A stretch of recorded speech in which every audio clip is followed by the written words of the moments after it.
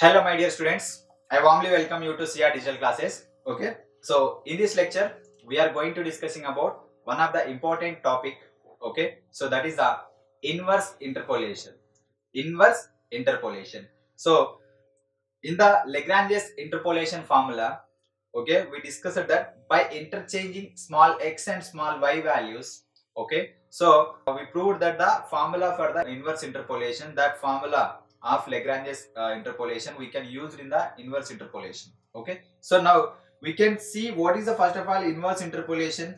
Okay, and how what are the methods based on inverse interpolation. See the question: explain the inverse interpolation by using the method of interpolation by iteration. Okay, so here we have one method, that is interpolation by iteration. Okay, in that method we are going to discussing that inverse interpolation. Inverse interpolation, that is the question. Okay, so you can see here, actually it is a general proof. Okay, so it is a general proof, observe carefully. So we are entering into the solution. Interpolation by iteration or iteration. Interpolation by iteration. Newton's general interpolation formula may be considered as one of a class of methods which generate successively higher order interpolation formula. Okay, so once again, Newton's general interpolation formula may be considered as one of a class of methods which generates successively higher order interpolation formula. మనము Newton's general interpolation formula discuss చేసాం. Okay, ఆ formula ఏంటంటే Lagrange's లో ఉన్న drawback ని కూడా cover చేస్తూ వచ్చిన ఫార్ములా అది. Newton's general interpolation formula means divided interpolation formula. Okay, that formula we can derive higher order polynomials also.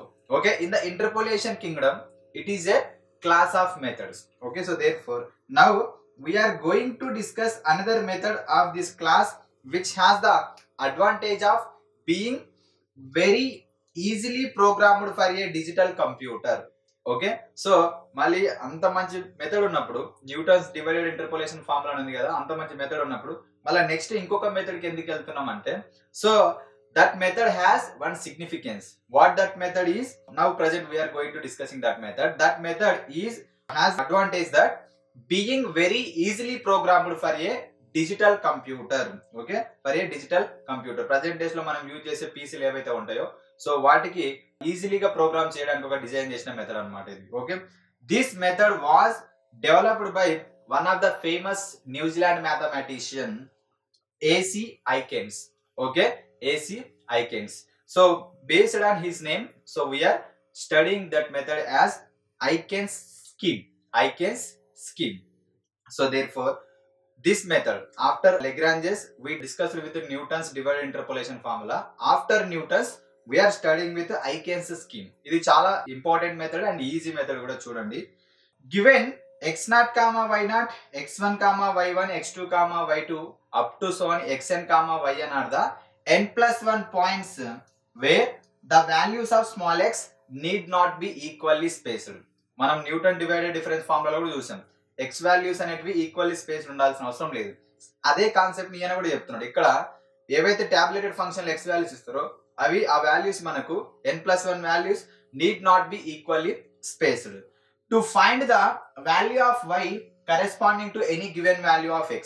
Okay, we proceed iteratively as follows. అంటే టేబులేటెడ్ ఫంక్షన్ లో ఓన్లీ x వాల్యూస్ ఉన్నాయి అనుకోండి, y values ఎలా find out చేస్తాం మనం? ఒక function కావాలి ఖచ్చితంగా. y వాల్యూ ఫైండ్ అవుట్ చేయాలంటే ఒక పాలినామియల్ కావచ్చు, ఒక ట్రాన్స్కెండెంటల్ ఫంక్షన్ కావచ్చు, ఒక ఎక్స్పోనెన్షియల్, లాగరిథమిక్, ట్రిగ్నోమెట్రిక్ ఏదో ఒక ఫంక్షన్ ఇస్తాడు. ఆ ఫంక్షన్ లో x వాల్యూస్ ని సబ్స్టిట్యూట్ చేస్తే వచ్చే వాల్యూని మనము y వాల్యూస్ లాగా తీసుకుంటాం. అదే చెప్తున్నాను ఇక్కడ, to find the values of small y corresponding to any small x value we proceed iteratively as follows. So therefore you can see first approximation or first iteration. Consider the first 2 points x0, y0, x1, y1 to obtain the first approximation to y. అంటే ఇక్కడ మనకు టాబ్యులేటెడ్ function లో first 2 values తీసుకున్నాం, x0, y0, x1, y1. Okay, so to obtain the first approximation అంటే already y0 కూడా వచ్చింది. ఇక్కడ మీరు అబ్జర్వ్ చేస్తే y0 వచ్చింది, y1 కూడా వచ్చింది. అంటే ఫస్ట్ అప్రాక్సిమేషన్ లో మనకి ఏంటి అక్కడ ఫంక్షన్ కూడా ఉందన్నమాట. ఫంక్షన్ ఉంది, ఆ ఫంక్షన్ లో x0 వాల్యూని సబ్స్టిట్యూట్ చేస్తే y0 వచ్చింది. ఓకే, x1 ని సబ్స్టిట్యూట్ చేస్తే y1 వచ్చింది. మళ్ళీ ఆ రెండు వాల్యూస్ ని యూజ్ చేసుకొని ఆ ఫంక్షన్ కి ఒక అప్రాక్సిమేట్ వాల్యూ ఇవ్వాలి. ఒరిజినల్ సొల్యూషన్ అని చెప్తాం కదా, ఆ అప్రాక్సిమేషన్ సొల్యూషన్ ఎలా ఇస్తామంటే different interpolation polynomials we can denote it as delta x with suitable suffix values. Okay, so different interpolating polynomials, different interpolation polynomials we can denote it as delta x with suitable suffix values. ఆ suffix values ఏంటో చూడండి ఇక్కడ. So the first stage approximation or first approximation is denoted as delta suffix 01 of x. Delta suffix 01 of x is equal to y0 plus x minus x0 into first divide difference x0 comma x1. ఇది formula మనకు. ఇక్కడ చూడండి, different interpolation polynomials can be denoted as delta of x. Delta of x with suitable suffix values అన్నాడు. ఇక్కడ చూడండి మనకు delta of x అనే ఉంది ఫస్ట్ అప్రాక్సిమేషన్. ఇక్కడ సూటబుల్ సఫిక్స్ ఏం పెట్టాడంటే 01 అని పెట్టాడు. ఆ 01 అంటే ఏంటంటే x0 లో x0 suffix value 0 and x1 లో సఫిక్స్ వాల్యూ 1. ఓకే, డెల్టా 01 అంటే మనకి ఏం మీనింగ్ వస్తుంది అంటే ఐకెన్ స్కీమ్ లో ఫస్ట్ అప్రాక్సిమేషన్. దానికి ఫార్ములా ఏంటి, ఆ ఫార్ములాని ఎక్కడ నుంచి డిరైవ్ చేశాడు, ఆ ఫార్ములాని మళ్ళీ న్యూటన్స్ డివైడెడ్ డిఫరెన్స్ ఫార్ములా ఉంది కదా, ఆ ఫార్ములా నుంచి డిరైవ్ చేశాడు. చూడండి, first approximation delta suffix 01 of x is equal to y0 plus x minus x0 first divide difference x0 comma x1. అది ఫార్ములా. మీకు ఇక్కడ తెలుసు y0 ఆల్రెడీ మీకు వచ్చింటది టేబుల్లోనే. ఓకే, x వాల్యూ తెలియాలి x0, అండ్ ఈ టేబుల్ కూడా మనం ఈజీగా ఫైండ్ అవుట్ చేస్తాం. y1 minus y0 by x1 minus x0 అని చెప్పేస్తాం, దానికి కూడా ఫార్ములా. సో దేర్ ఫోర్ మరి అంతేనా ఫార్ములా, ఇంకా ఎక్స్టెన్షన్ ఏముందంటే చూడండి, delta suffix 01 of x is equal to okay 1 by x1 minus x0 into det of y0 x0 minus x y1 x1 minus x. ఇదేంటంటే ఇక్కడ ప్రాసెస్, ఈ ఫార్ములా నుంచి ఆ ఫార్ములాని మీరు కొంచెం సింప్లిఫై చేసుకుంటే మీకు ఏం వచ్చేసింది అంటే ఈ ఫార్ములా వస్తుంది. యాక్చువల్గా ఒరిజినల్ ఐకెన్స్ ఫార్ములా అది మీకు. ఇదేంటంటే మనకు న్యూటన్స్ జనరల్ ఫార్ములా.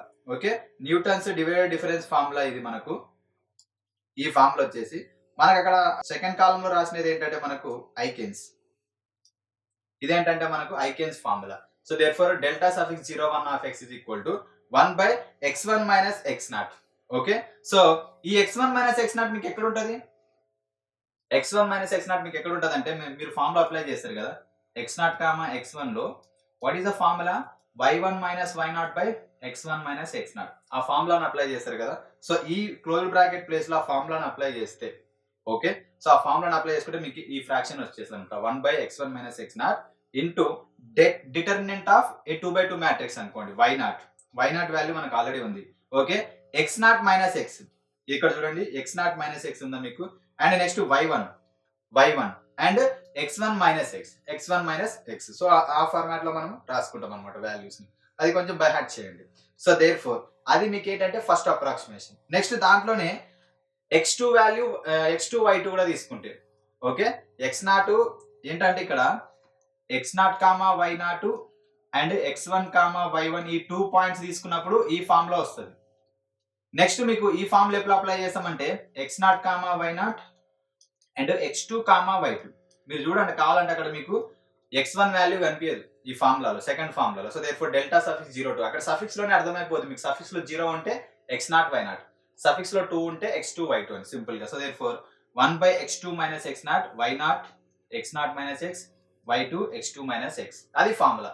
ఇంకా ఈ ఫార్మాట్ లో మీరు ఎన్నైనా రాసుకోవచ్చు ఫస్ట్ అప్రాక్సిమేషన్ లో. అంటే డెల్టాకి పవర్ ఏముంటది, 1 ఉంటది అక్కడ మీకు. నెక్స్ట్ మీరు ఇలా కూడా రాసుకోవచ్చు, డెల్టా సఫిక్స్ 03x, అంటే అన్నిట్లో 0 అనేది కామన్ గా ఉంటది. అంటే సఫిక్స్ 0 అంటే x0 కామా y0 అనేది కామన్ గా ఉంటది.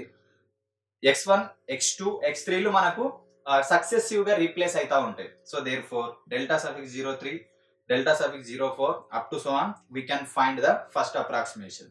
నెక్స్ట్ సెకండ్ అప్రాక్సిమేషన్ ఎలా చూస్తాం చూడండి. కన్సిడర్ ఇవన్నీ ఫైండ్ అవుట్ చేస్తే మీకు వాల్యూసే వస్తాయండి, కన్ఫ్యూజ్ అవ్వకండి. అవన్నీ ఫైండ్ అవుట్ చేస్తే మీకు పర్టికులర్ గా వాల్యూసే వస్తాయి. లేదంటే ఎక్స్ వాల్యూ ఇవ్వలేదు అనుకోండి, మీకు లీనియర్ ఫ్యాక్టర్స్ క్వాడ్రాటిక్ ఈక్వేషన్స్ వస్తాయి. ఎక్స్ వాల్యూ ఇస్తే ఒక రియల్ నెంబర్ ఖచ్చితంగా మీకు నెగిటివ్ పాజిటివ్ రియల్ నెంబర్ వచ్చేస్తుంది. Consider the first 3 points x0 y0 x1 y1 x2 y2 we get second stage of the approximation. ఇక్కడ త్రీ పాయింట్స్ తీసుకుంటాం. Okay, 3 points తీసుకుంటే will get that second stage of approximation. దీనికి formula చూడండి, 3 values delta suffix 0 1 2 of x is equal to 1 by x2 minus x1.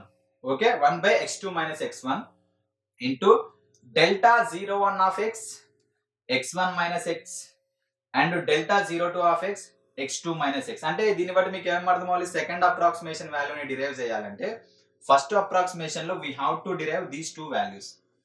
Okay, instead of అక్కడ ఇంతకుముందు ప్రాసెస్లు ఏమున్నాయి, అక్కడ మనకు y0 y1లు ఉన్నాయి. ఇప్పుడు ఆ y0 y1 ప్లేస్ లో మనకి ఏమొచ్చింది, delta suffix 0 1 of x, delta suffix 0 2 of x. Okay, so ఆ వాల్యూస్ కూడా మనకి డైరెక్ట్ వాల్యూసే వస్తాయి, 1 2 3 -1 -6 ఇలాంటి వాల్యూసే వస్తాయి. Okay, so therefore similarly we can obtain that the అదే సెకండ్ అప్రాక్సిమేషన్ లోనే 0 1 3. అంటే ఇక్కడ చూడండి, ఫస్ట్ అప్రాక్సిమేషన్ లోనేమో 0 సేమ్ ఉంది, రిమైన్స్ సేమ్. సెకండ్ అప్రాక్సిమేషన్ లో 0 1 రిమైన్స్ సేమ్. నెక్స్ట్ 0 1 తర్వాత వచ్చే 2 చేంజ్ అవుతుంది, 3 చేంజ్ అవుతుంది, 4 చేంజ్ అవుతుంది. చూడండి 0 1 ఇక్కడ 0 1 0 1 నెక్స్ట్ 2 3 లే చేంజ్ అవుతా ఉంటాయి, అది మీరు అబ్జర్వ్ చేయాలి. సో దేర్ఫోర్ ఆ ఫార్మాట్ లో మనం రిమైనింగ్ వాల్యూస్ ని కూడా సెకండ్ అప్రాక్సిమేషన్ లో ఫైండ్ అవుట్ చేసుకోవచ్చు. If you proceed in this format up to nth approximation, the nth stage of approximation is given as delta suffix 0 1 2 up to so on small n of x is equal to formula 1 by x suffix n minus x suffix n minus 1 by ఇదంతా ఏంటి మీకు దానికన్నా ముందున్న approximation. ఇది ఎంత approximation అంటే అది n-1 approximation. Okay, second approximation అంటే ఫస్ట్ అప్రాక్సిమేషన్ వాల్యూస్ ఇక్కడ రాస్తాం. ఇది కూడా మనకు దాంట్లోనే వచ్చిన second value. Okay, xn-1 of x, xn minus x. Okay, xn minus x. ఆ 4 వాల్యూస్ కి మనం డెట్ ఫైండ్ అవుట్ చేస్తాం. మనకు ఆ డెట్ ని ఫ్రాక్షన్ వాల్యూ తోటి మనం మల్టిప్లై చేసుకుంటే మీకు ఏమొచ్చేస్తుంది అంటే ఎంత అప్రాక్సిమేషన్ వాల్యూ. ఈ అప్రాక్సిమేషన్స్ అన్ని ఏంటివి, మీకు ఇచ్చిన ఫంక్షన్ యొక్క అప్రాక్సిమేషన్. ఆ ఫంక్షన్ కి ఒక ఒరిజినల్ వాల్యూ ఉంటుంది, ఆ ఒరిజినల్ వాల్యూకి వెరీ నియర్ గా వచ్చే అప్రాక్సిమేషన్ వాల్యూస్ అన్నమాట. Okay, so therefore these all approximations we can represent in a table format. So far we discuss ఉన్న first approximation, second approximation and up to so nth approximation. Okay, so we can represent in the table format. That table is Eiken's scheme table. Okay, Eiken's scheme table. X value, Y value, x0, x1, x2, x3, x4, y0, y1, y2, y3, y4. ఇది general method కాబట్టి ఇలా రాస్తాం. Problem ఇచ్చినప్పుడు ఏమో values వస్తాయి.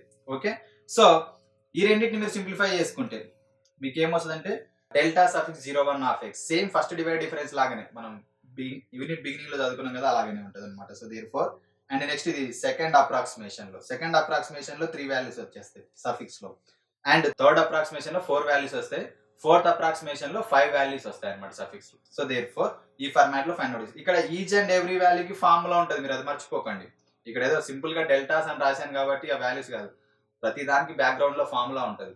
మనం problem చేసేటప్పుడు first ఆ ఫార్ములా వాల్యూస్ డిరైవ్ చేసుకొని మనం అది చేస్తాం. ఇది ఒకటి. Next, Neville had given the modification of Aiken's scheme. మరి ఐకెన్ అనే మ్యాథమెటిషియన్, న్యూజిలాండ్ మ్యాథమెటిషియన్ దీన్ని ఎస్టాబ్లిష్మెంట్ చేసి కొన్ని రోజులు సర్వైవ్ అయిన తర్వాత నివెల్లే అనే మ్యాథమెటిషియన్ కి ఒక డౌట్ వచ్చింది. Neville had given the modification of Aiken scheme. ఆయన ఏదో చేస్తా ఉంటే ప్రాబ్లమ్స్ ఆయనకు కొంచెం ఎక్కడో ప్రాబ్లం అనిపించినట్టుంది. Neville scheme is partially suited for iterative inverse interpolation. ఈ నివెల్లే స్కీమ్ ఫస్ట్ మనం ఐకెన్ స్కీమ్ చూసాం కదా, నెక్స్ట్ నివెల్లే స్కీమ్ అని కూడా ఉంటుంది. Okay, Neville scheme is also suited for the inverse interpolation. మరి ఆయన ఏం చెప్పాడంటే చూడండి, ఈ నివెల్లే స్కీమ్ కి టేబుల్ ఇది. Okay, table for the Neville scheme. Same ఆయన ఏం చెప్పాడంటే x వాల్యూస్ y వాల్యూస్ ఉంటాయి, x0 నుంచి xn వరకు, y0 నుంచి yn వరకు. ఫస్ట్ అప్రాక్సిమేషన్ సేమ్ ఉంటుంది రెండింటికి, డెల్టా సఫిక్స్ 0 1, డెల్టా సఫిక్స్ 1 2 అయితే సేమ్ ఉంటది, కానీ ఇక్కడ మనకు సఫిక్స్ వాల్యూ చేంజ్ అవుతాయి. ఆయన ఏమో ఐకెన్ ఏం చెప్పాడు, ఐకెన్ అనే మ్యాథమెటిషియన్ 0ని కాన్స్టెంట్ గా పెట్టాడు ఫస్ట్ అప్రాక్సిమేషన్ లో. Delta suffix 0 1, delta suffix 0 2, delta suffix 0 3, delta suffix 0 4 అని చెప్పాడు. ఈయన నివెల్లే అనే మ్యాథమెటిషియన్ ఏం చెప్పాడంటే ఆ 0 అనేది ఫస్ట్ దానికి నేను అలోకేట్ చేస్తున్నా, నెక్స్ట్ వచ్చేసి 1 2, నెక్స్ట్ వచ్చేసి 2 3, నెక్స్ట్ వచ్చేసి 3 4, అలా ఎన్ని ఉంటే అన్ని వచ్చేస్తాయి వాటికి కూడా అని చెప్పి చెప్తుంది. ఇది డిఫరెన్స్ అన్నమాట. చూడండి మీరు 1 2 2 3 3 4 అంటే అక్కడ 3 4 అంటే what is the meaning, x3, y3, x4, y4 అనే పాయింట్స్ ని యూజ్ చేస్తాడు. ఇక్కడ ఉంది కదా x3, y3 and x4, y4 అనే పాయింట్స్ ని యూజ్ చేస్తాడు. ఎక్కడ, ఈ అప్రాక్సిమేషన్ లో, ఫస్ట్ అప్రాక్సిమేషన్ లోనే fourth case. Next second approximation లో 0 1 2 అంటే ఇక్కడ 3 పాయింట్స్ వస్తాయి. x0 x1 x0 y0 x1 y1 and x2 y2 అనే 3 పాయింట్స్ వస్తాయి. నెక్స్ట్ ఆ 0 తీసేస్తాం, x1 x2 x3 వస్తాయి. నెక్స్ట్ x2 x3 x4 వస్తాయి. సో థర్డ్ లో 4 వస్తాయి, x0 x1 x2 x3. Same third లో సెకండ్ కేస్ లో x1 x2 x3 x4. Similar గా ఫోర్త్ లో 5 ఉంటాయి, x0 x1 x2 x3 x4. అందుకనే మనం ఏం చెప్తామంటే ఇవి n+1 టర్మ్స్ అంటాం. మనకి లాస్ట్ టర్మ్ 4 గా కౌంట్ అయినా కూడా అవి మనకు ఎన్ని టర్మ్స్ ఉంటాయంటే 5 టర్మ్స్ ఉంటాయి, ఇంక్లూడింగ్ 0 ని, x0 ని కూడా కలుపుకుంటే మనకు 5 terms. This is the difference between Aiken scheme and Neville scheme. మరి దీనికి ఫార్ములాస్ లేవా సార్? ఎయికెన్స్ కి అయితే ఫార్ములాస్ చెప్పారు కదా, దీనికి ఫార్ములాస్ లేవా అంటే చూడండి ఇక్కడ. Inverse interpolation given a set of values.